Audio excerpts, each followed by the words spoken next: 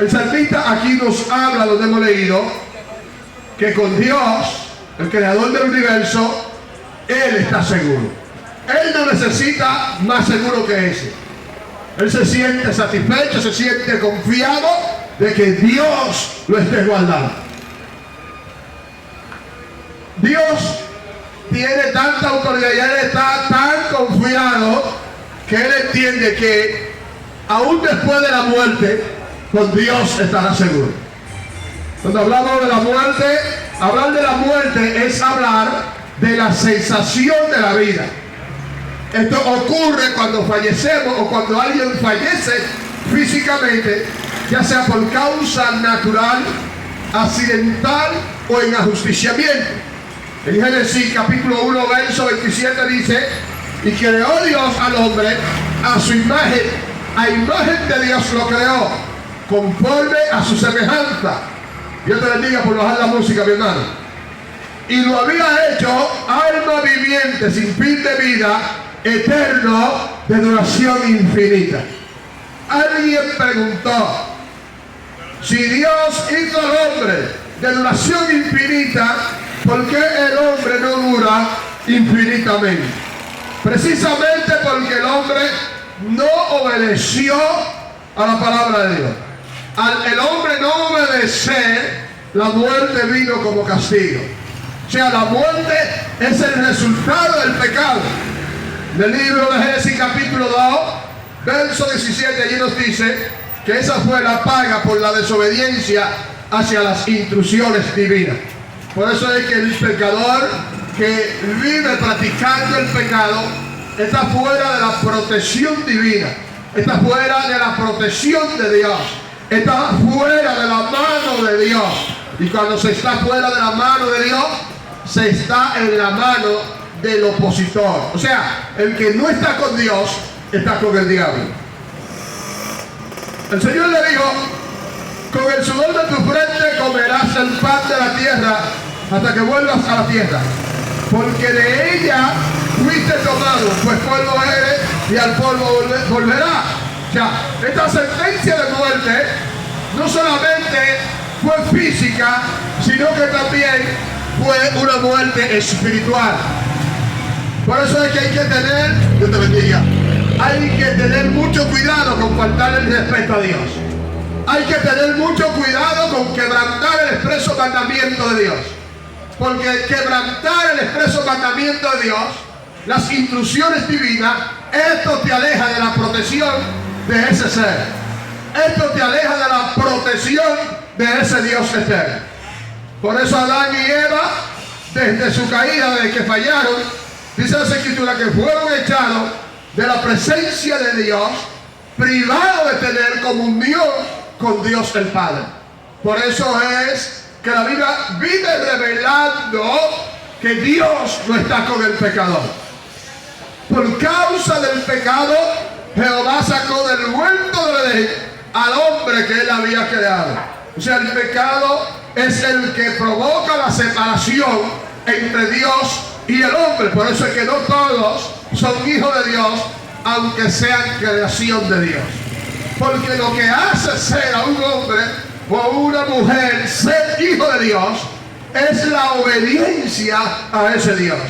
En Efesios capítulo 2, versos 4 y 5 dice: pero Dios, que es rico en misericordia, por su gran amor con que nos amó, aun estando nosotros muertos en delitos y pecados, nos dio vida juntamente con Cristo. Si nosotros consideramos estos versos, podemos ver que la regla es confesar y creer en Jesús. En el libro de los Romanos, en el capítulo 10, verso 9 y verso 10, allí nos dice: si confesares con tu boca que Jesús es el Señor y creyeres en tu corazón que Dios lo ha levantado de los muertos, serás salvo. Porque con el corazón se cree para justicia, pero con la boca se confiesa para salvación. ¿Qué nos enseña esto? Que la fe en Jesús es la que hace que el ser humano sea salvo. Fíjese bien, la Biblia no revela otro nombre, revela que en el único nombre que usted podrá tener salvación es en el nombre de Jesús. En San Lucas capítulo 15, verso 24. Ahí podemos observar la historia del hijo pródigo. Este hijo pródigo estaba alejado del hogar paterno. Al estar alejado del hogar paterno espiritualmente, por eso el padre dice, cuando su hijo regresa, porque este mi hijo era muerto y ha revivido, se había perdido y es hallado. Dice que comenzaron a regocijarse por el regreso del hijo hacia el padre. Es impresionante ver que este regreso no produjo tristeza, sino alegría. Cada vez que un pecador se convierte, se arrepiente y reconoce y confiesa a Jesús y empieza a vivir para Jesús, en el cielo hay fiesta. Esto trae alegría al corazón de Dios. Cuando un ser humano reconoce a Jesús como su Salvador y empieza a trillar ese camino y empieza a vivir, a actuar conforme a como Jesús dice, esto trae alegría al corazón de Dios. Y cuando usted le trae alegría a Dios, entonces ahí es que usted se enfría con Dios. Lo que la Biblia nos está indicando es que si usted quiere estar frío con Dios, obedezca su palabra. Esto nos enseña que aunque hayamos pecado, tenemos la oportunidad de regenerar nuestra alma. Que te bendiga, princesa. De regenerar nuestra alma teniendo un contacto divino con el Señor. Por eso Jesús insiste en la necesidad de nacer de nuevo. Por eso le dijo a Nicodemo, un intérprete de la Torá, que era necesario nacer de nuevo si quería entrar en el reino de los cielos. Miren cuáles son el tipo de personas que van al reino de los cielos. En el nuevo nacimiento. En el nuevo nacimiento es reconocer a Jesús como el Hijo de Dios. Y el que lo reconozca como Hijo recibe la vida eterna por la fe en su nombre. Esto nos enseña, y aquí podemos formular una pregunta. ¿Por qué es tan importante la fe en Jesús? Precisamente porque la fe nos hace confesar y creer en el Salvador. Entonces, cuando nosotros confesamos y creemos en Jesús, eso produce en nuestro interno ser una resurrección de nuestro ser interior. Por eso es necesario, porque es el único que hace que los seres humanos resuciten y vuelvan a la vida. Este milagro solamente puede ocurrir cuando el hombre confiesa el nombre de Jesús. Nadie más podrá producir este efecto en tu vida, al menos que no sea Jesús. Jesús nos enseña en la historia del rico malvado que desde el mismo instante de la muerte, él se lleva en un lugar de tormento, en plena posesión de su conciencia y de su memoria, separado por un infranqueable abismo del lugar de la aventura eterna, imposibilitado de toda ayuda, tenido totalmente responsable por las advertencias de las Escrituras, de la revelación natural y del testimonio de su propia conciencia. Allí, el día que el hombre fallece o se va de este mundo sin servir a Jesús, dos cosas estarán acusando: la palabra de Dios y su propia conciencia. Cuando el ser humano confiesa y cree en Jesús, no existe muerte eterna para él, al contrario, recibe la vida eterna. En San Juan capítulo 11, versos 25 y 26, Jesús afirmó, y solo él podía decir esto. Él dijo: yo soy la resurrección y la vida. El que cree en mí, aunque esté muerto, vivirá. Y todo aquel que vive y cree en mí, no morirá eternamente. Jesús siguió diciendo también, en San Juan capítulo 10, verso 28, él dijo: y yo le doy vida eterna y no perecerán jamás, ni nadie la arrebatará de mi mano. Desde el mismo instante que Lázaro murió, Lázaro, aquel mendigo que servía a Dios, la Biblia dice que fue llevado por los ángeles al seno de Abraham. ¿Qué significa estar en el seno de Abraham? Significa estar en el lugar de privilegio, en el descanso eterno. Detengámonos por un momento. Miren la diferencia de reconocer y servirle a Jesús. El que le reconoce tras su defunción estará en un lugar de paz, en el descanso eterno. El que no le reconoce ni le sirve estará en un lugar de tormento, donde la Biblia dice que el gusano no muere, el fuego nunca se apaga, y este tormento será por los siglos de los siglos.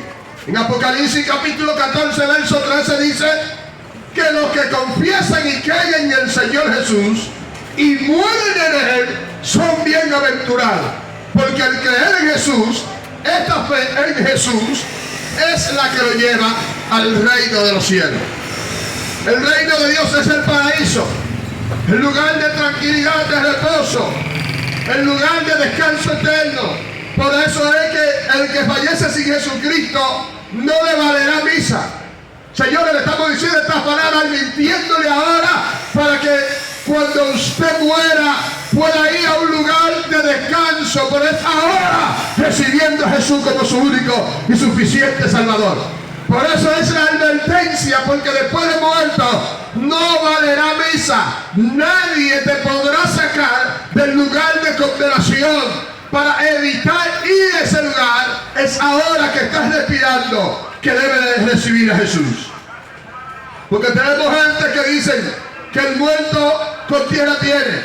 Creen que al morir le ponen fin a los agobios e infortunios y a las miles de contradicciones que existen en esta vida. Ahí es que está el punto dificultoso. En el sueño de la muerte. ¿Qué sueño pueden venir cuando nos hayamos despojado de esta vestidura mortal? ¿Quién soportaría los azotes y escarnios del tiempo? Los males del opresor, la altanería de los soberbios, el dolor por el amor menospreciado, la lentitud de la justicia humana y el desdén que provoca la insolencia de los potentados. El paciente mérito de los humildes cuando él mismo puede, con desnuda daga, el descanso alcanzar. ¿Quién llevaría pesado fardo, gimiendo y andando bajo una fastidiosa vida, sino por el hecho del temor, algo tras la muerte? El país inexplorado, de cuyo muelle ningún viajero ha retornado, y que nos hace preferir aquellos males que ahora tenemos, que valorar a otro lado lo que nada sabemos. Así la conciencia a todos nos vuelve cobardes, y así el inicio de una resolución queda detenido por el pálido manto de la reflexión. Amigo que está escuchando esta reflexión, en este momento el Señor quiere que usted sepa que la palabra de Dios dice que hay una horrenda expectación de juicio y un hervor de fuego que devora a los adversarios. Por eso en Hebreos capítulo 10, verso 27, habla del hervor de fuego, refiriéndose a la muerte segunda. Aquella que le espera a los que se han burlado del Evangelio y a los que han menospreciado esta palabra que el Señor ha enviado. Aquellos que nunca aceptaron la buena propuesta del Evangelio. Esta segunda muerte es en las Escrituras sinónimo de infierno. 2 veces es declarado esto. En Apocalipsis capítulo 20, verso 14, y en Apocalipsis capítulo 21, verso 8, habla acerca del lago de fuego, que es la muerte segunda. Pero también en Apocalipsis capítulo 14, verso 10 y 11, y en el capítulo 20, verso 10, en este lago de fuego, los impenitentes vuelven a levantar a la vida en su cuerpo, pero sin admisión a la gloria. Serán atormentados día y noche por los siglos de los siglos. En Apocalipsis capítulo 2, verso 11 dice: el que tiene oído, oiga lo que dice el Espíritu a la iglesia. El que acepta a Jesús, el que venciere, no sufrirá daño de la segunda muerte. ¿Qué nos está diciendo claramente el Señor con esto? El Señor no me está diciendo que nos va a librar de la muerte física. El Señor nos está diciendo con esta palabra, Dios te bendiga, nos está diciendo con esta palabra que todos físicamente moriremos. Que va a llegar un momento en que nos vamos a ir físicamente de esta tierra. Pero que eso no es lo importante. Lo importante es, el Señor dice, que no vayamos a ese lugar de condenación eterna. Amigo, cohíbete de muchas cosas en esta tierra para que pueda entrar en el reino de Dios. ¿Varón de qué debo de cohibirme? Debe de cohibirte de las drogas. Debe de cohibirte de la marihuana, de la cocaína, del crack, de la anfetamina, de la morfina. Debe de cohibirte de la borrachera. Debe de cohibirte de la juca. Debe de cohibirte de la fornicación. Debe de cohibirte del adulterio. Debe de cohibirte del robo. Debe de cohibirte del engaño. Debe de cohibirte de la mentira. Debe de cohibirte del odio, del rencor, de la raíz de amargura. Debe de cohibirte de la lujuria. Dios te está diciendo en esta hora que te aparte del mal para que pueda entrar en la vida eterna. Todavía queda en pie el hecho de la gracia del Señor. La Biblia dice que el Señor no desea la muerte del pecador, sino su salvación. Por eso la Escritura insiste en numerosas ocasiones que el Señor no quiere la muerte del que muere. Por eso le dice, convertíos pues y viviréis. Elohim, Dios, el Señor quiere que aceptes a Jesús. Cuando aceptas a Jesús por medio de Jesús, te relaciona con Dios el Padre. Esta relación impulsará de ti el temor a la muerte. Y al contrario, la muerte se convertirá en ti un escalón que te impulsará hacia la vida eterna. Por eso es que nosotros como cristianos no tenemos temor de morir físicamente. Porque sabemos que con Dios estamos seguros. No necesitamos más gente en el barco. Como en una ocasión que estaba predicando en un lugar y te sabe que la familia de uno que no son cristianos, cuando le van a echar la bendición a uno, que uno se despide, Dios bendiga, Dios le bendiga, nos vemos luego. Sí, ven con Dios y con la Virgen. Gloria al Señor. Le dije, en el vehículo le va a caber solo uno. Envíenlo con Dios y quédese con la Virgen. Es verdad que al llegar la muerte será tu último día de vida. Ese último día de vida aquí en la tierra. Pero ese no será el fin de tu ser. Dependiendo de quién le estés sirviendo o a quién le estés sirviendo en la tierra, así será tu destino en el día final.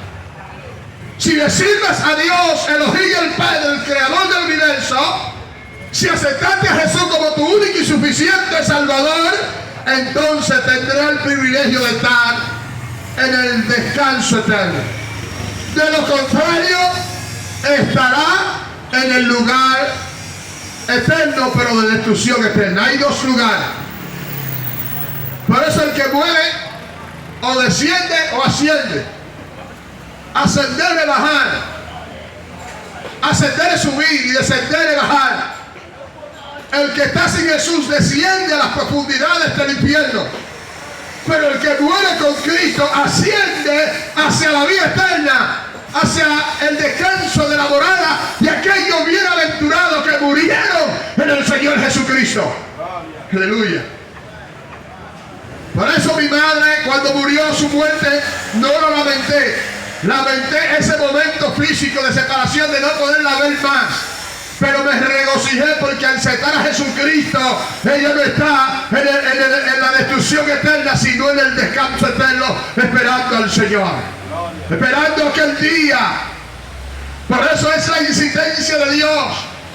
Estamos aquí ahora y pudieron estar como usted, también disfrutando, como estaba el medio en otro tiempo, disfrutando de la vida todos los eneros.